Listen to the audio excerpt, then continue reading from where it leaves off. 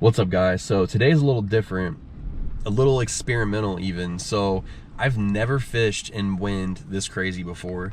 I would say it's blowing like 30 to 40 right now with gusts that are even higher. So tonight, they're saying we're supposed to get like 60 to 80 mile per hour winds.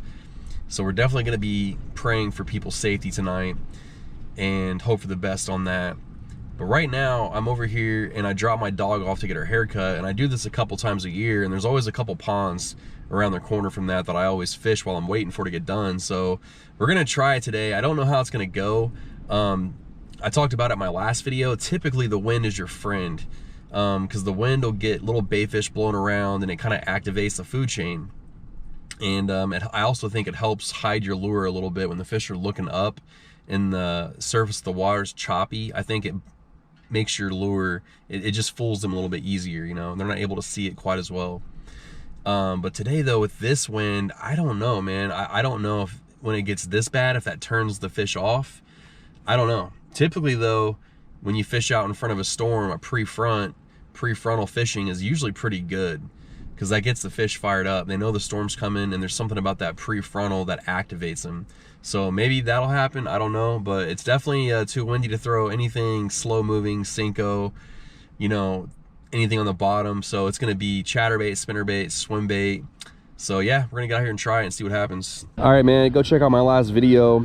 Caught a few, got on a good little bite on the chatterbait. So this is the exact same setup, just from that last video. Still have the chatterbait tied on. But I also have sitting behind me a swim bait and a jerk bait, which I would really love to catch a fish with those baits. I mean, ultimately the goal is to come out here and catch fish, obviously. But sometimes, you know how it is. Sometimes you just want to catch a fish on a certain lure, whether it be maybe you haven't caught a fish on it in a while, or maybe it's a new bait you've never even caught a fish on at all. So since I caught a few on the chatterbait yesterday, it's kind of what I'm thinking is I'd really like to catch one on that swim bait and that jerk bait, so we'll see.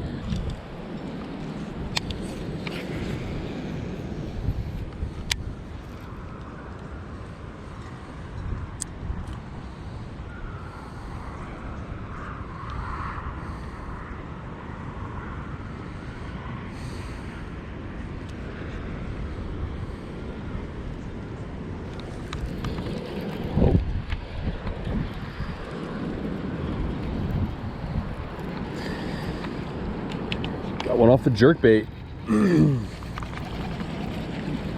Little guy, not fighting at all, but hey, check that off. First one of the year on the old Mega Bass jerk bait. Nice.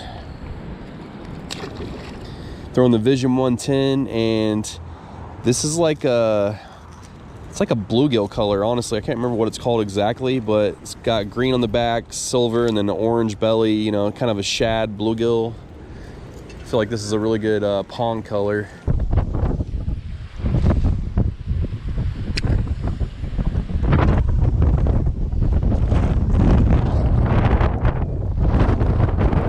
man, got one on the chatterbait in this crazy windstorm.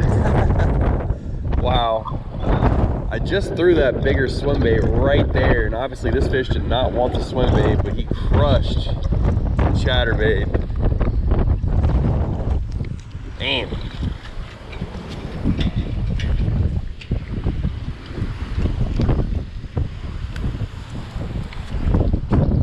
Little guy, but he was fighting pretty good. Dude, this wind is knocking me off balance a little bit, I'm not gonna lie. Yeah, that's crazy. Like I said, I threw 2 casts over there with that swim bait and nothing, but man, he smoked that chatterbait first. Oh, felt like I just got bumped again, but that smoked that chatterbait first cast over there, man. It's just nuts how much bass eat these baits. And I was actually late to the chatterbait party. It was pretty popular for a couple years before I really started doing it. And I remember I started off with like the cheaper ones, which you can still catch fish on those for sure, but when I got the jackhammer though, man, it definitely changed. It changed it for me for sure, how I caught fish. It's kind of like the Gary Yamamoto Cinco for soft stick baits. It's kind of the standard. I mean, I think the same thing for the jackhammer in the chatterbait world. Really shallow back in here too, man. Really shallow.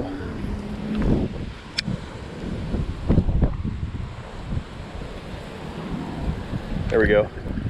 Oh, I gotta keep them above this grass. Nice. This guy was chilling at the very, very end of this pond where the wind is just pushing the most. And that is no surprise.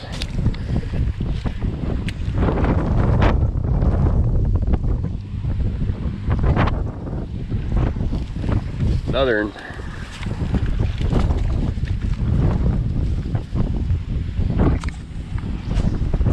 Nice. Chatterbait. It's pretty shallow and grassy, so that's out of the stuff I got tied on right now. The chatterbait's pretty much the only thing I can fish back in here. It's really shallow, and man, I'm still going from last trip to this one, so we're getting up there now in fish, and this trailer, this Rapala freeloader is still staying up on the hook keeper. That's awesome. That's a good durable trailer right there.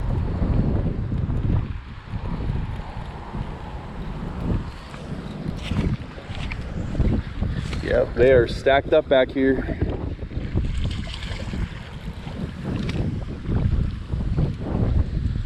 Nothing real big today, but it is all good, friends.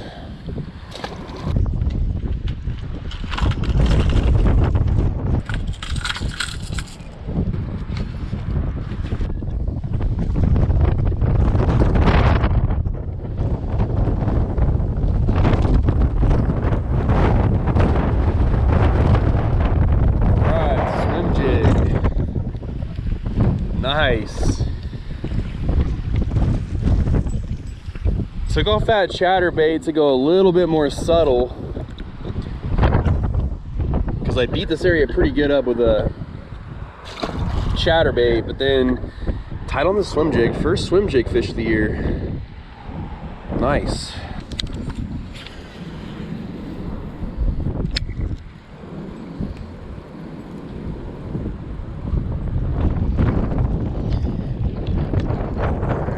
Swim jig. And that thing way out there, man. I'm able to cast this thing like a country mile in this wind, as you would imagine.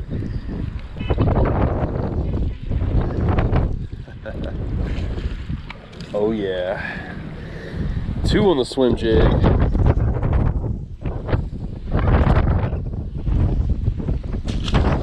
So I'm throwing a 1/4 ounce dirty swim jig, green pumpkin with an X-Zone swing on here, paddle tail.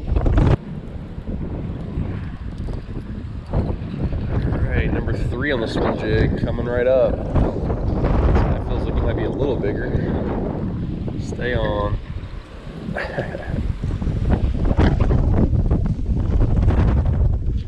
Oh, there's nothing like fighting a fish. All these guys are pretty small, but I've caught some decent ones out of here before, so I know they're in here.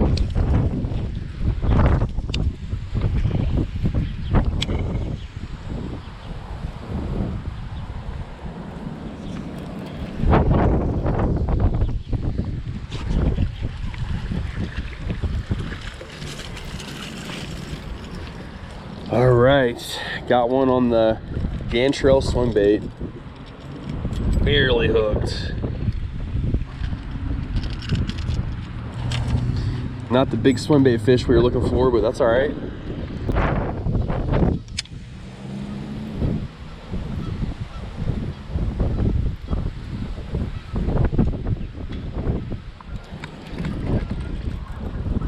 All right, second fish on the Gantrel Junior swim bait here. So on that retrieve, I sped it up a little bit because I was going super slow and they really weren't hitting it. Huh.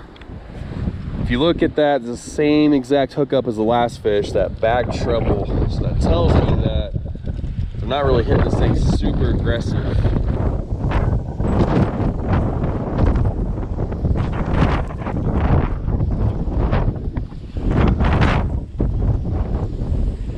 Is this one nicer? Looks like it could be. All right, before I keep casting, guys, I'm catching fish on this little Gantrel Junior bluegill swim bait. I've had this thing for a couple years now, and before today, I may have caught a fish or two on it. And this is a pretty cool little glide bait. Also a cool adjustment. I was reeling this thing like really slow, and I was almost ready to give up on it, and I started reeling it faster just to see what happens, and I've been catching fish since I've sped up my retrieve.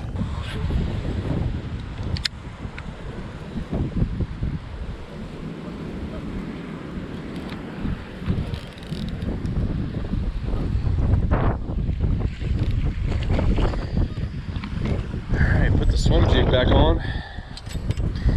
I don't know how many fish we've caught today, man. This is an absolute blast. Man, thank you, Lord.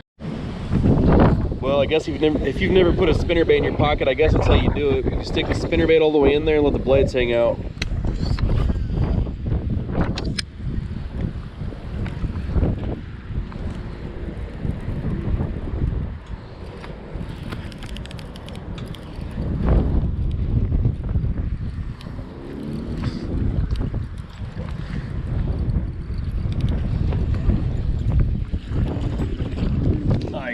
Spinnerbait fish.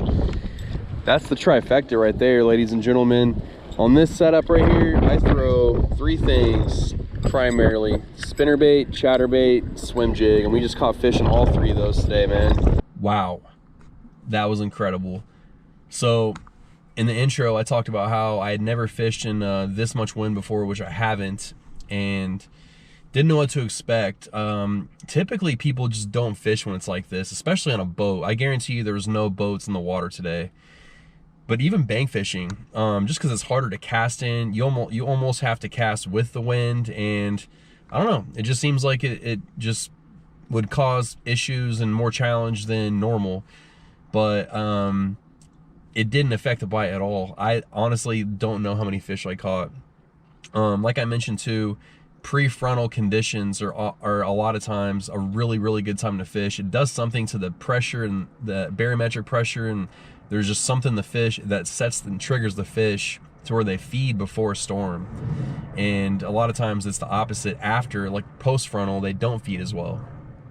So I think that was just the case today, and the power of the wind, which I don't know how many times I've said wind in this video, didn't have any negative effect at all. I think it was just straight prefrontal conditions, and I laid the smack down on these fish. That was a blessing. And you hear a lot of guys talk about too how 50-55 degrees is that magic water temperature number to where the fish can really start to get turned on.